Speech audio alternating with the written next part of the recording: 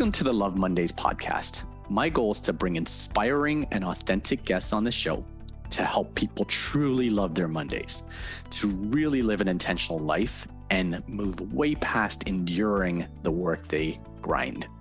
My guest today is Ann Gomez. She's a speaker, an author, and a founder. Her early career includes time in pharma and management consulting.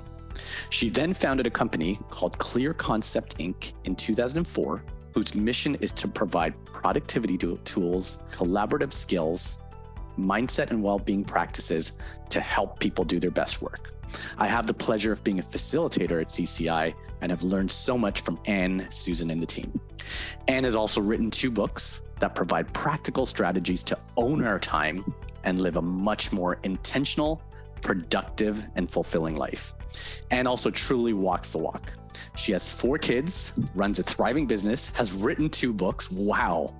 Her recent book, The Workday Warrior, is a phenomenal and interesting and practical book that I highly recommend to help you live your best life. Ann, I'm so excited to have you on the podcast. Thank you so much, Ron. I'm so excited to be here with you. Fantastic. Okay, so let's start with a simple, profound question. How can people take steps to loving their Mondays? I mean, you strike me as somebody who loves Monday, Tuesday, Wednesday, and the rest of the days. How can people who are not in that position start moving towards that? Well, I have to say, I love the name of your podcast because I think this is a worthwhile aspiration for all of us. I think we all deserve to love Mondays. I think we should love every day of the week, as you just referenced. And that I didn't say it as eloquently as you, but that really is the heart of why I do what I do. The purpose of our company is to help people really love their work and thrive at work. And it's not and have this amazing life that they love. So it's this kind of overall rich life. It's not, I have to work, right? I want people to be TGIM. Thank goodness it's Monday. Yeah, no, I really like that. And just speak a little bit more about purpose, right? Because I think purpose is one of those elements that consistently comes up in this conversation. How do you develop a purpose? And tell me why that's important. I think it's about pursuing what we love doing, which, Ron, you do a great job of that. I think it's a mindset shift also. So it's from I have to I get to. It's reframing how we look at the opportunities we have in front of us. And then I think the third piece is believing in yourself. Well, I come across a lot of people who will say, well, I'd like to do this, but I could never do that. So I've got to stay with this job that I don't love. And I just think like we all have such incredible abilities within us to step outside of our comfort zone into something that is meaningful to us, that fills us up with purpose, that brings us joy. And yes, it can be scary, but leap in the net shall appear, and really believe in yourself. And so I think all those elements are so crucial to loving Mondays. No, I really like that. And one thing I've learned from you over the last few years is the words matter, right? And you get, I get to instead of I have to. And you always talk about I live a full life instead of a busy life. And you just hit on belief there, right? So did you always have like a ton of belief in yourself? And so how did you develop it? Because I mean, I see the belief you have now. And clearly that wasn't there 20, 30 years ago. What were the steps you took to start believing in yourself? Yeah, I think it's consciousness. It's catching the words we speak to ourselves, and it's making a choice. So it's a conscious choice. And so we often react, which is instinctual and often fear-based, but we want to pause and respond, and that we want that to be values-based and conscious. And so how do I want to show up? How do I want to respond in stressful situations? I think about one time, just a recent television interview I was about to give, and I was backstage with another guest, and she was saying she was nervous. And it's really easy to slip into being nervous. It's really easy to, when pressure's on, when we step outside our comfort zone, to have that self-doubt and to slip into that nervous feeling, that anxiety, that worry, right? We have something known as the negativity bias. We have to be conscious about offsetting that. And so I work hard to reframe stressful situations as opportunities. And I think what research shows is that stress is a performance enhancer. So I remind myself before I'm about to step into a pressure situation, maybe I'm presenting to hundreds of people, smart people, discerning audiences, and I remind myself that the stress I feel helps me perform better. And that gets me in the right frame of mind. And I didn't know all of this early on. And I've read books and I've studied top performers like yourself, Ron. I learn from you every time we connect.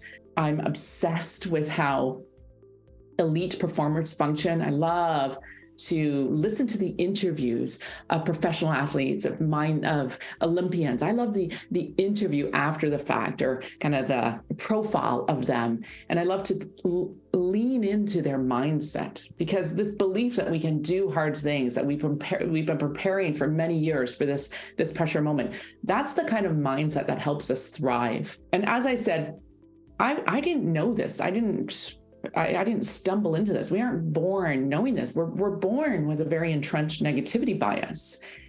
And of course we care. So of course we worry and we're anxious and we're mitigating risks. And we have this opportunity to reframe our thoughts and beliefs. And when we do that, when we choose empowering thoughts and beliefs, like I can do hard things, and I visualize myself thriving, and I'm going to focus on how I'm adding value. When we choose those empowering thoughts, we show up better. We perform at a higher level. And I'm really passionate about teaching those kind of skills to people. Yeah, no, there's so much powerful stuff in there. You talked about an intentional choice. You talked about pausing there. You talked about reframing as well. And it is a practice. I mean, this is something I've learned from you a lot, because I started facilitating 2 years ago. And right from the very beginning, I learned from you in terms of seeing you in action, but I also learned from you in terms of you coaching me. And you still do that. You say, hey, that was fantastic. I love how you shared that story, but you'll also give me that constructive feedback, which is really, really important. But it's a good lesson for leaders to build their people up, because I didn't have the belief from a facilitation standpoint that you had in me. And now 2 years later, I see I've come a long way in big part because you've helped me with that. And so what I love about your saying is, look, it is possible. It takes time, right? Reframing is a practice just like anything else. And even those physical symptoms of nervousness and stress can be good to a point. Yeah. But again, it takes that consciousness to, hey, yes, it can be enhancing. We don't want to make it debilitating. We talk a lot about that. So let's find the right balance there. But it is a practice, right? And you also talk about a power pose, right? Tell me a little bit about that power pose that you do before sessions. Oh, absolutely. So I gained inspiration from Amy Cuddy's TED Talk, where I stand tall. I put my shoulders back. I have my legs in an A-frame. That's the way police officers are taught to stand. I'll even go into the washroom and I'll act like an orangutan or like a big gorilla. And you know, in the animal kingdom, when they're trying to intimidate someone else, when they're trying to show up in a pressure situation, a challenging situation, they take up a lot of space. And it's not about intimidating other people. It's about me showing up, believing in myself, bringing that confidence. And we know our body influences our mind. So I'm drawing on many different levers to show up in pressure situations in my best state. Now, let's say I'm off to the side and I'm being introduced. I won't stand on the stage going like this. That would be a little wonky. But I would visualize myself doing that. So I make sure I'm not crossing my arms. I make sure I'm standing confident. I'm putting my shoulders back. I uncross my legs. I do subtle things to imagine myself stepping into my full capabilities. So little yeah, no, I really like that about full capabilities and how you show up is controllable, right? It's one of those things where you've talked about a few different tips right here. Your mindset can impact your body, and you also talk your body can impact your mind. And I will share that TED Talk, which I frequently recommend. It's so powerful, and there's science behind it. And I've started doing it, right? I learned that from you. Hey, just go to your power pose. And a lot of my clients, when I teach storytelling communication, they really feel that's helpful because it puts you in that state to show up in a really powerful way, in your own way, in your authentic way. Okay, cool. So I want to shift gears a little. So you in 2004 decided to start Clear Concept. Tell me about the genesis of that and what were the early days like? Yeah, so I always had an entrepreneurial bug in me, and our firstborn was a year old when I launched Clear Concept. And I launched Clear Concept with the interest in pursuing this entrepreneurial goal, with my passion for teaching, and also with my goal to be able to curate a life that will allow me to honor everything I wanted to be as a mother, and also everything I wanted to contribute in my career. And so the early days were fantastic. They were great. I got to do the work I love. I got to pick up, my kids from preschool. I got to do, host play dates, and I also got to do work that I love. And it took a lot of work. There was late nights, weekend work, which, again, going back to what we talked about before, I feel very honored. I think it's fantastic that I was able to shift my work around my personal life. And so I kept the business pretty small in the early days, just because there were a number of childcare obligations. And I've always leaned on my support community and brought in help as needed.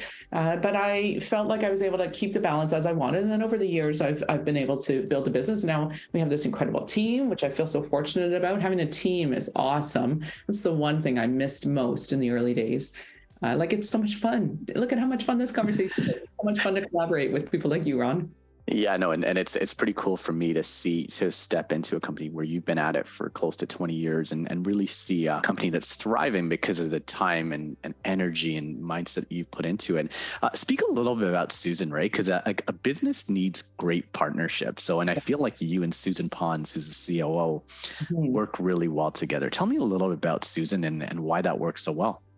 Oh, I feel like so fortunate to have Susan as my business partner and my friend. She compliments me in so many ways where things are not my strength. She steps in and has great strength. She's great with creating systems, leading a team, just process. She's very, very good at process. I'm really good at coming up with ideas, and she's really good at implementing the ideas. So it's a very good match. I think we work together to lead the team, and we bring different strengths. I focus on the vision and the content of our programs, our training programs. Her strength is in the systems and the structure of our company to bring it all to life. And when I need the coaching on the programs that I've created, I go to her. She's my coach. So it's a pretty good match. It's an outstanding match. I feel really fortunate. Yeah, no, I've seen it in action because you both are fantastic, but you bring very different skills to the table. And it's been really cool to see the evolution as different people come in and out of the company. So a little bit more about Clear Concept. So I'm fascinated by this whole return to work and, this challenging decision that most organizations are going through right now. And Clear Concept has always been virtual and has found ways to really engage team members. So, maybe a couple of tips for leaders who are kind of going through that challenge right now. First of all, I think it's important to recognize how much of a disruptor hybrid is. There's a great Microsoft report that coined Microsoft as a disruptor. And I love that term. I think that it conveys the magnitude of change we're navigating right now. And it is important for us to be more conscious and deliberate as leaders in terms of how we create the culture. And that doesn't mean everything was perfect pre-pandemic when we were in the office 5 days a week. There were still challenges there. I think now with hybrid, we have this opportunity to come back even stronger. And hybrid work forces us to be more conscious about how we're forming connections. We know connections are crucial, and we can build connections virtually or in person. We know connections are more likely to build faster and stronger when we're in person. There's magic of being in person. So I'm definitely an advocate of some FaceTime.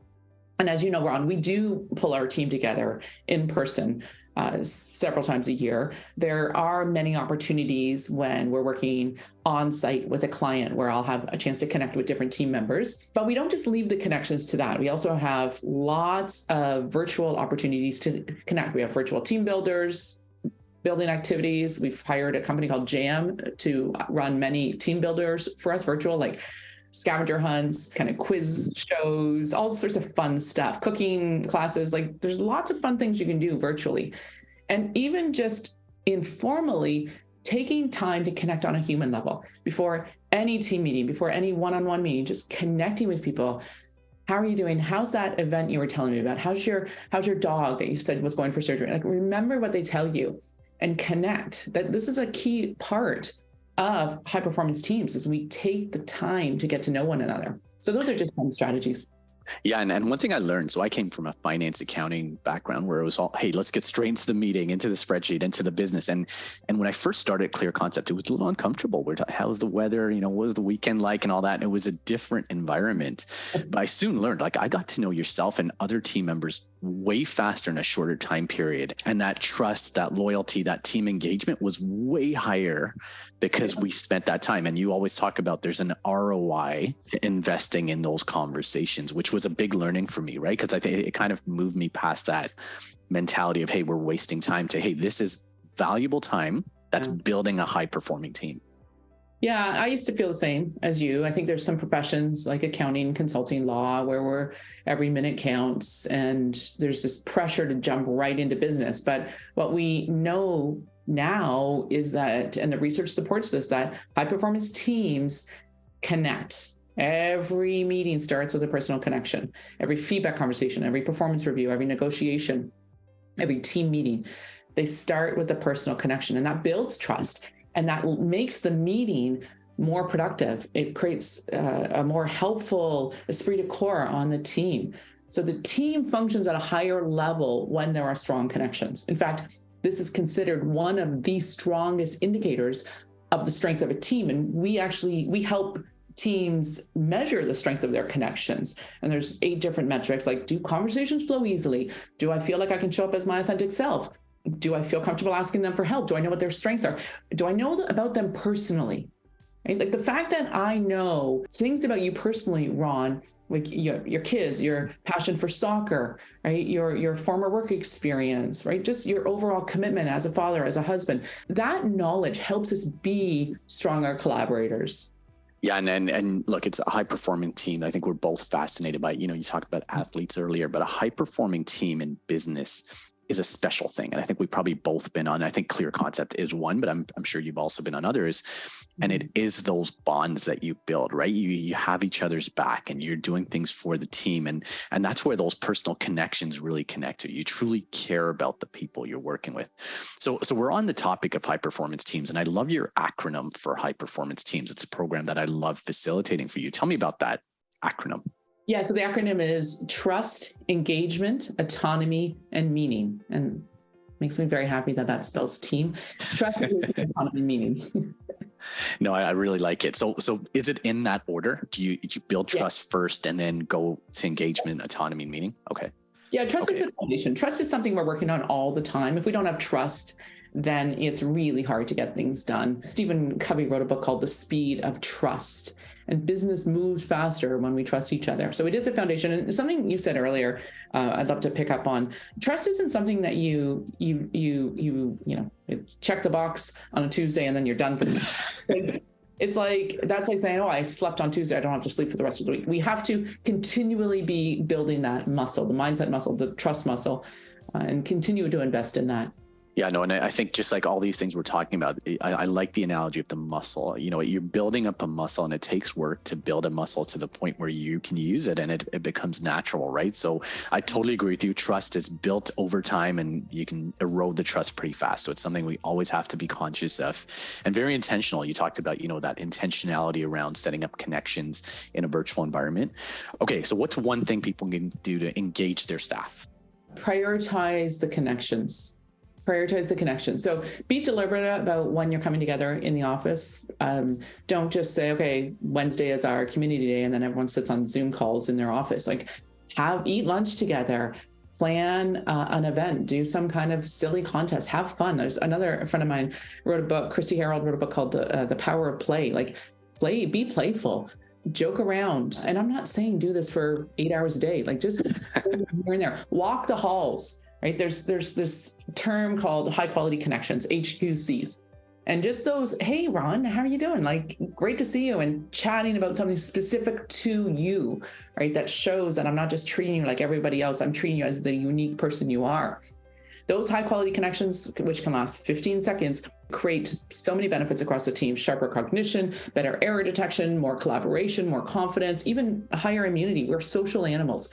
So be deliberate about those connections. Be conscious of the strength of connections across your team.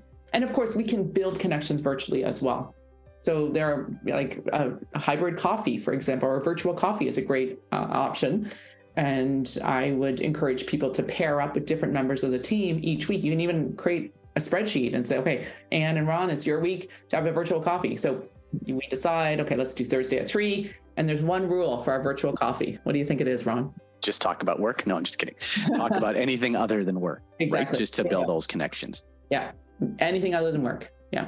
And this is another example. And whenever there's a new clear concept team member, there's always an email saying, hey, connect to so-and-so. And I've really enjoyed that, just setting up that one-on-one virtual coffee and getting to know people. And so it's part of our culture, which is something that, as you said, it's not just, hey, we're in Tuesday, Thursdays and goodbye. It's hey, okay, now there's a lot more work to do to be intentional to say, how do you create that where people want to come in on a Tuesday and Thursday and they get past the fact that they've got an hour commute or a 45-minute commute. And you've been very careful to say, I'm going to bring in food. I'm going to have some trivia. It doesn't have to be all money. It's just be there, walk the halls. I mean, those are little things that add up to massive engagement in my experience. Yeah, we want to draw people into the office. The president of Sun Life publicly stated their strategy, which was to make the office a magnet, not a mandate.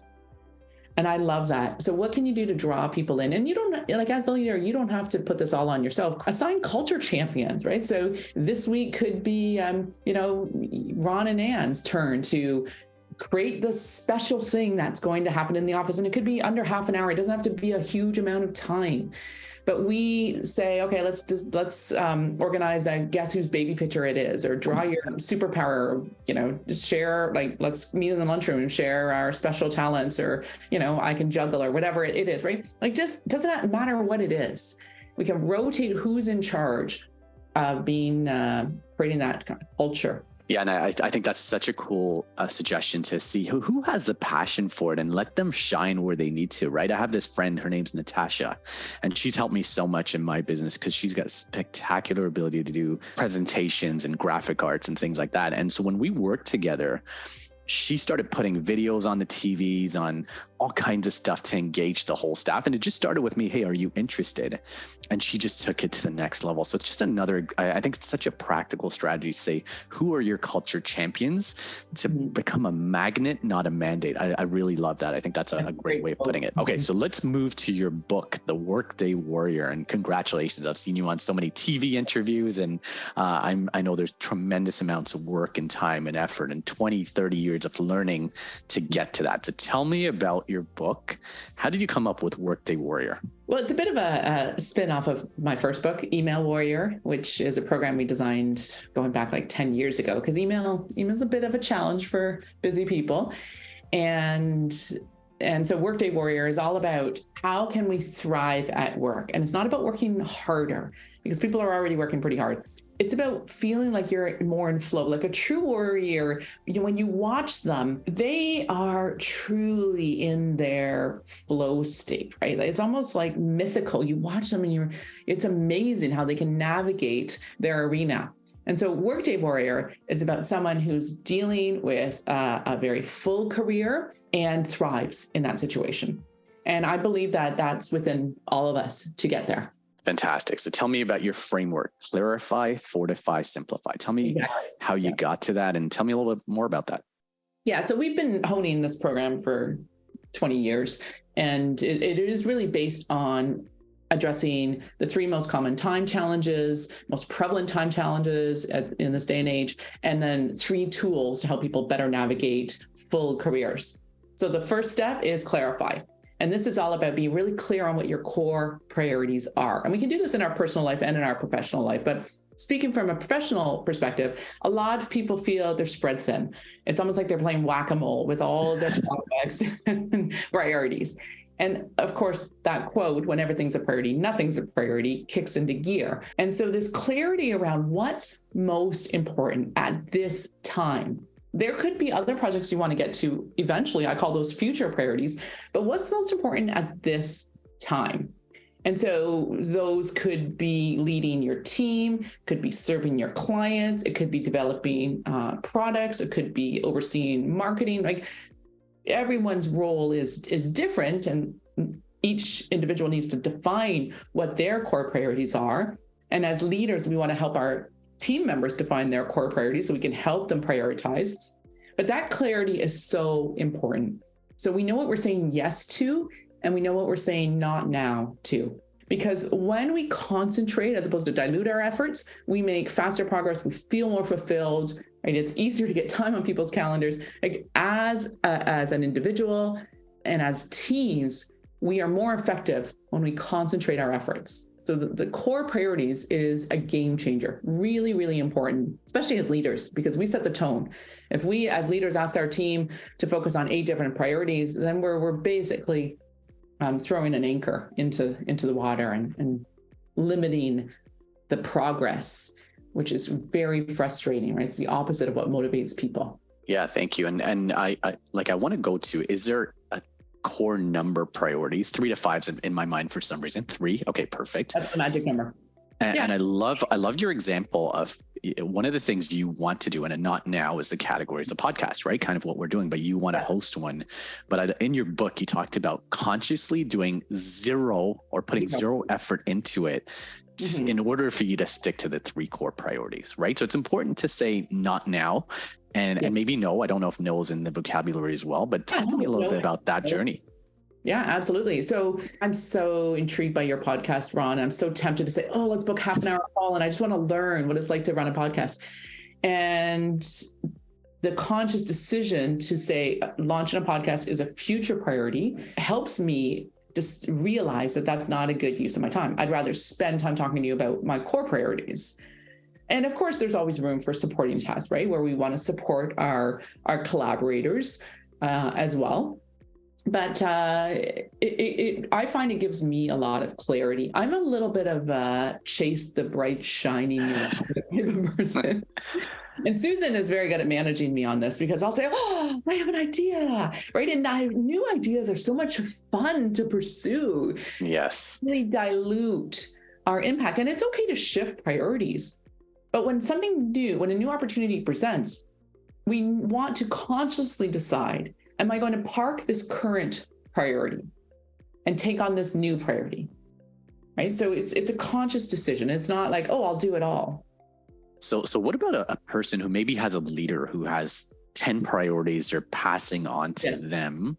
Right. How can they coach their leader, or how can they fit into this model? Because I get questions around, look, if my leader's got 15 priorities, I'm victim to that. How do you move out of victim mode in that situation? Absolutely. Yeah. So I would suggest you rank what you think is most valuable of those 15. Can you group different things? I think sometimes people think, like, a lot of people begrudge the long list and they think, it's too overwhelming. And I say, lists are a great thing. Lists are a sign that we're growing and evolving and contributing, and we have things to look forward to. And we thrive when we're growing and contributing. So I hope that the day I die, the last day on this planet, which I hope is well into my 3 digits, I hope I wake up with a long list. I hope I have things to look forward to. I hope I'm excited about contributing. I hope I still have things to contribute. And I think not having a list would be maybe nice for a day or 2 on the beach. But after that, I think it'd be really unfulfilling. Like, again, we do thrive when we're growing and contributing. So it is important to kind of put that list in perspective. Sometimes people say, I have 15 priorities, but really they're kind of groups. Like, if I'm managing 5 different client engagements right now, that's not 5 separate priorities. That's under my 1 priority of client management. And what I need to know from a time budget perspective is, how much time do I protect for client work? And if I protect this much time for client work, then I can manage 5 different client engagements. If I protect this much time for client work, then I can't. So we want to make sure the supply matches demand. But there are many situations, going back to your point, where leaders do ask their teams to do too much. Organizations do ask their teams to do too much. And what I always encourage leaders to do, and what we can do as individuals also to manage up, is to plot our different opportunities and to rank them and to say, that is a great idea. I'm recommending, leader, we complete this one, focus on this one first, and then turn our attention to this, or give 80% of attention to this and then 20% to this. Do you agree with that, leader? And our leader could say, like, when you compare the ranking, it's not saying no, it's saying, seems like a great opportunity. I I'm hearing from you that we rank them this way. Is that correct? And then there's room for negotiation there. So, right, we're all on the same team. We're rowing in the same direction here. And having that conversation about the relative ranking of the different things we're working on is so important. And in my book, I talk about this tool called your MAP, your main action plan, which I think every individual needs. Most people are again, that whack-a-mole. They're looking over here. Yes. They got lists here and flagged emails, and they've got work all over the place, and it's overwhelming, and it's really hard to rank what we're working on. A consolidated central list, I call it your priority management system, but that acronym is PMS, which doesn't really. So instead, that priority management system, we call it your MAP, your main action plan, and it's so crucial for every busy individual to build their own version of a map, their map, so they can manage all their tasks, deadlines, goals, commitments, all these new ideas, these projects, like where do they rank? And they can also use their map as a communication tool with their leader. So that's a game changer. Whenever we coach someone on productivity skills, we start with their map. We build their map around their core priorities, because that's what productivity is at the end of the day. It's making progress on what you value most.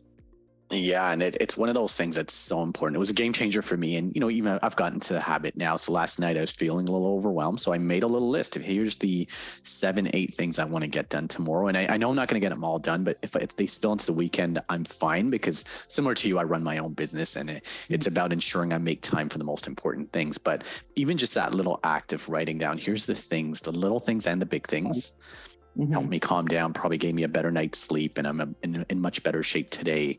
But it's just those little things that you can do. Protecting your calendar is another thing you talked about. So I've blocked my calendar for drop-offs and pickups, and it's been a game changer for me, as opposed to every day you're trying to manage the schedule.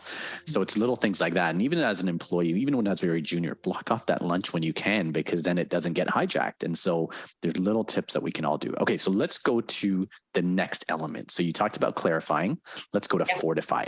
So fortify is exactly what you're talking about. It's fortify your boundaries, create structure. The tool in the fortify section is build your proactive routine. And a lot of people do go in their calendar and block time, which is great, but it's a bit reinventing the wheel each day. Oh, I've got time on this Friday, I'll block 2 hours for my work. And then sometimes Friday comes along and it gets gobbled up with other stuff. So a proactive routine is about saying, how do I want my weeks to run?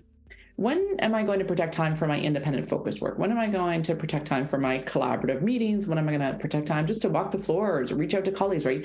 Deal with emails. There's a big chunk of informal, unscheduled communications that happens every day. It's usually 2 to 3 hours for most people. When am I going to protect time for lunch, breaks? When does my workday start, end? And of course, there will be exceptions, of course. But it's so important for us to consider how we want to design our life, as opposed to kind of stumbling into being reactive and default mode.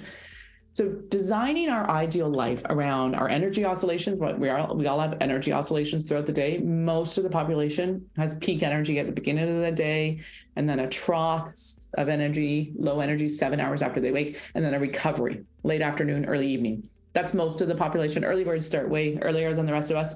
Night owls, it's flipped. But even for the night owls, that morning energy, I'm not talking 5 a.m. I'm talking like 8, 9, 10 a.m. And it depends on the individual, of course. That is still a high energy. And so we don't want to give it away to spending 2 hours on email or to jump right into meetings. When you have your independent focus work to do, morning is a great time to do it. And of course, we all need to figure out what's ideal for us. So designing that routine that you can be flexible with, right? Like, I will take a 9 a.m. meeting when it aligns to my core priorities or it supports one of my collaborators, but it's a conscious choice. Otherwise, I try not to do meetings until after 11 a.m. because I want to really protect that morning time for my independent focus work when I'm in high energy mode. Yeah, and then for a lot of people working from home, there's these blurred boundaries between work and personal life. And so it is so important for us to be clear on when our workday ends and when our personal life ends. And again, we can be flexible. We can make a conscious choice to say, I'm going to adjust things today. That's okay. And then with our routine, we also want to incorporate all of our well-being habits. Like, when do we exercise? When do we sleep? And it's not about, I'll sleep when the stuff is done. No, it's about knowing this is the time when I park my devices. This is the time when I do calming activities, like maybe read a book, do a meditation, do some stretching.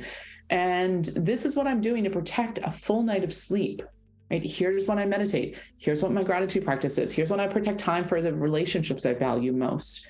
And so all of these well-being habits are also really crucial. Again, we can make exceptions. So when you build your proactive routine for the week, your ideal week, I suggest that you're hitting success if you align to that routine 80% and more, because there are justifiable reasons for exceptions. But it is so important for us to create a plan. So we're not reinventing the wheel each day and feeling really like our days run us. No, we run our days. Yeah. And then throughout this interview, you talked about curating, proactive. We run our days. And I think it is that mindset, right? We talked about mindset right from the beginning, and also the power of routine, right? Because it's one thing I've learned now. It's that when I'm in a groove, I'm generally in a routine, right? And, simple thing like deal with your email when you're maybe not at that creative state, when you can just kind of get the administration done. I try to employ that to say, look, my morning's exactly what you said. That's when I get my best ideas. That's when I do my best work. So save a lot of that admin stuff that's kind of tedious, but still need to get done to maybe a medium to lower energy state. And that's been a game changer, because the productivity, again, one of our themes, goes way up. Okay. Yes. So simplify. So I love that, simplify. So give us some tips to simplify our lives. Okay, so the third section simplifies, and the tool is called the Simplify filter, is really about leveling up. And I think about what I'm trying to do at this stage in my life, and it's my kind of reach is broader. My level of responsibilities is higher than it was 5 years ago, and higher than 5 years before that, and 5 years before that. And if I tried to work the same way I worked when I was in my 20s, it would not work. And this is true for everybody, regardless of what stage you're at in your career. Over time, for the most part, our responsibilities go up personally and professionally. And then we hit these ceilings where we just can't get it all done. And so this is why we might work with someone who is in their second year of their career. We might work with someone who's a CEO of an organization, because we hit these ceilings at different stages in our career. And so we'll often be working with someone, coaching someone who's kind of in one of those transition points, right? Like taking on a new leadership position, for example, or taking on a bigger leadership position. Like, how do I make it all work? And what we have to do is we have to simplify. And so there's really 3 questions we can bring to every task on our plate. How can I scale back? How can I streamline? And how can I seek help? And when we have the discipline of asking those questions about everything on our plate, that's when we can level up. And so just earlier this week, I had something on my list, and Susan said, how about I take that? How about I take that off my plate? And I think for a lot of us, we have this part of us that's like, no, I don't want to trouble you. No, I can do it better myself. There's things I want to do. Like, I'm aiming for perfection. Like, all of these limitations don't allow us to simplify.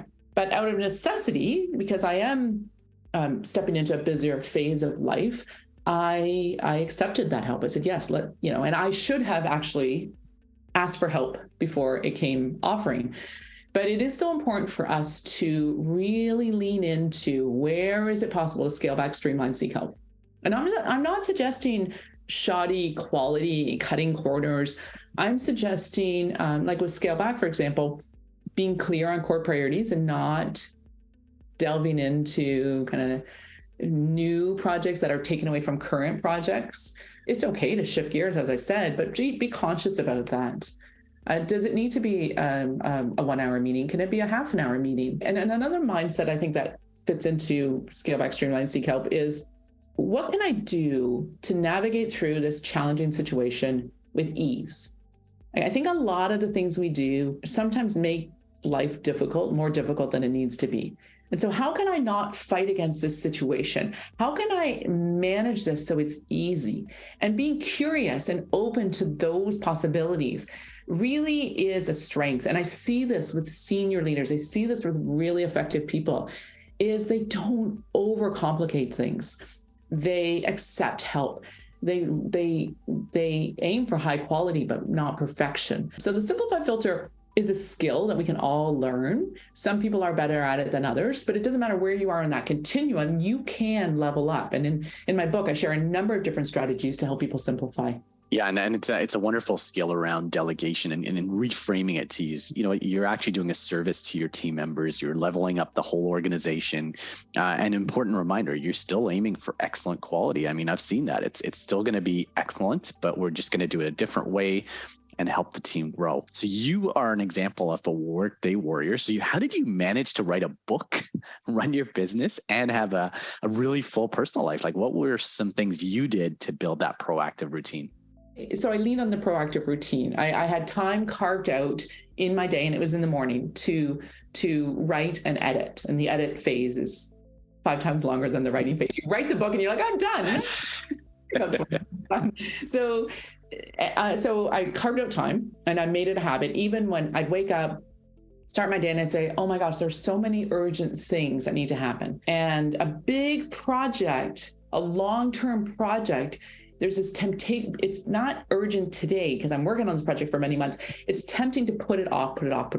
So it's important also to have supporters and those who can hold you accountable. So I had a writing coach. I still have a writing coach, Daphne Gray Grant, who I met with regularly. In fact, during that time, I had to check in with her every day to send her an email. And if I didn't send her an email, she would say, where's my email? To tell her how much time I spent writing and how much time I spent editing, how many words did I write if it was in the writing phase. And that accountability was really helpful.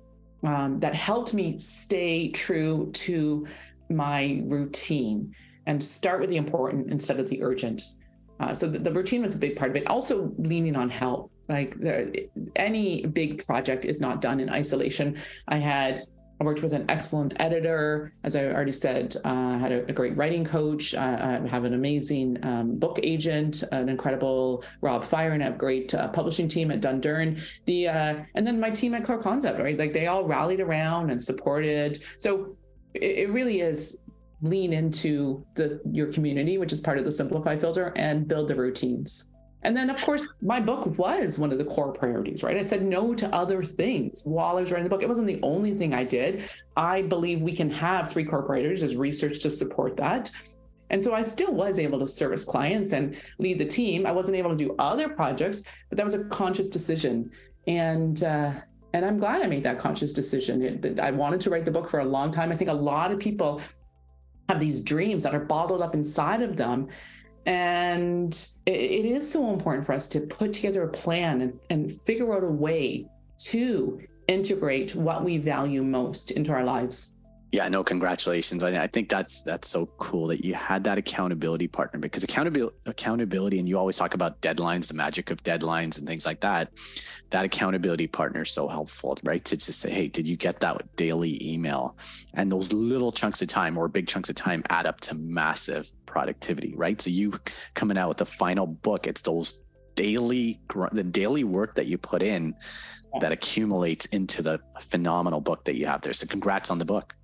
Thank you. One of the things you always taught me is challenging conversation. So give us a couple of tips to have challenging conversations. Okay, so I think about feedback. Feedback's often people view it as a challenging conversation. And I encourage people to reframe it. Don't go into the conversation thinking it's going to be a challenging conversation. Go into the conversation looking for alignment. And so with a feedback conversation, for example, the first mindset shift we want to make is that I'm developing them, I'm supporting them, I'm helping them, I'm enhancing them, not I'm criticizing, right? We don't want to use that word. It's I'm enhancing their growth. We all thrive when we grow, and I'm supporting this person. I believe in them. And that's why I'm investing in them. So if you go in with that mindset, that's key, because they're going to hear that loud and clear. Second thing, we want to time it right. If they're having a bad day, if you're having a bad day, this is not the time to have it. So there's this acronym, HALT.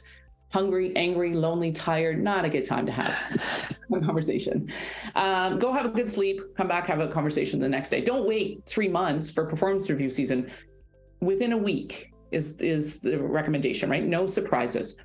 Also, outside of our challenging conversations, we want to commit to recognizing our collaborators, our colleagues, our friends, our family. The ideal ratio of catching people doing things right versus sharing constructive feedback is 6-1. So high performance teams spend a lot of time catching people doing things right. My favorite ways to start meetings is let's have everyone shout out opportunities to recognize other team members. Like, who do you want to give a shout out to? A lot of organizations have these opportunities to recognize people who contribute, who support them. So that recognition, that's, saying a sincere and thoughtful note of appreciation, that thank you, is so important. And then all of that is on the foundation of trust. And we talked about that at the beginning of this conversation about building that trust.